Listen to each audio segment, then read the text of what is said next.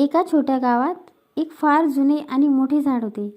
त्या झाडावर अनेक प्रकारची सुंदर फुलं येत. हे झाड गावाच्या मध्यभागी असल्यामुळे सर्व गावकरी त्याच्या सावलीत बसायला, गप्पा मारायला आणि आराम करायला येत. झाडावरची फुलं इतकी सुंदर आणि रंगीत होती की त्याचा सुगंध दूरवर पसरत असे. गावात एक छोटा मुलगा होता. त्याचे नाव होते चिंटू. चिंटू खूप उत्सुक आणि जिज्ञासू होता. त्याला झाडावरील फुलांच्या रंगांनी आणि सुगंधाने खूप मोहित केले होते. त्याला त्या फुलांचं रहस्य समजायचं होतं. एक दिवस चिंटूने ठरवलं की तो झाडावर चढून फुलं तोडून आणणार. चिंटू झाडावर चढला आणि फुलं तोडण्याचा प्रयत्न केला, पण त्याला एकही फूल तोडता आलं नाही. त्याने फुलं ओढण्याचा प्रयत्न केला, पण ती फुलं झाडावर घट्ट धरलेली होती. चिंटू खूप निराश झाला आणि खाली उतरला. तिथेच गावातील एक वृद्ध आजोबा उभे होते. त्यांनी चिंटूला विचारलं, काय झालं चिंटू, तू का निराश आहेस? चिंटूने आपली गोष्ट सांगितली आणि त्याला त्या फुलाचं रहस्य समजून घ्यायचं आहे असं सांगितलं.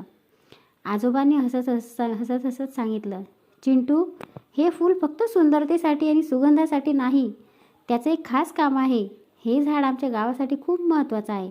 हे झाड आमच्या पर्यावरणाचं संतुलन राखतं आणि आम्हाला ताजं हवं देतं.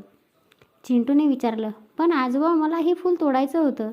मी असं का नको करू? आजोबांनी उत्तर दिलं, चिंटू, हे फूल झाडावरच सुंदर दिसतं. त्यांना तोडल्यास त्यांचे आयुष्य संपेल. प्रत्येक गोष्टीला एक कारण असतं आणि त्याच्या जागेवर ती सर्वात चांगली दिसते. तुझं काम आहे त्या गोष्टीचं जतन करणं, त्याचा आदर करणं. चिंटूने आजोबांना एका शब्दामध्ये मोठा धडा शिकवला.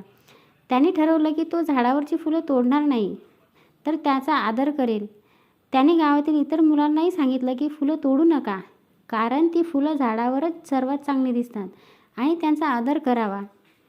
त्या दिवसापासून चिंटू आणि इतर गावकरी त्या झाडांचं आणि त्यांच्या फुलाचा अधिक आदर करू लागले.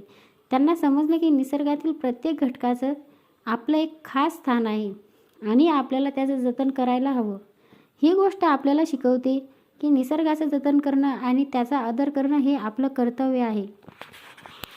निसर्गाचा प्रत्येक घटकाचा आपल्याला आदर करायला हवा, कारण त्यांच्यामुळेच आपलं जीवन समृद्ध होतं.